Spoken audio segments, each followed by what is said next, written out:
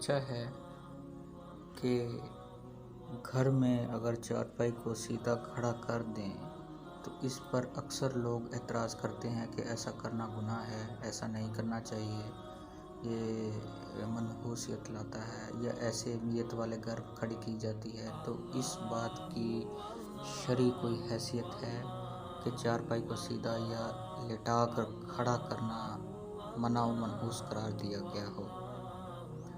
الجواب: اسلام میں بدشگونی جائز نہیں، اسی طرح نحوست کا بھی تصور نہیں ہے۔ صرف گناہوں کی نحوست ہوتی ہے تو اپنے گناہوں کا محاسبہ کرنا چاہیے، نہ کہ یہ کہ چارپائی الٹی یا سیدھی کھڑی کرنے سے منسوخ کر دیا جائے۔ باقی رہی بات چارپائی کی تو اسے جیسے مرضی رکھ لیں، اس سے نحوست نہیں ہوتی۔ واللہ عالم ورسولہ عالم۔ الله الذي يهدينا جميعا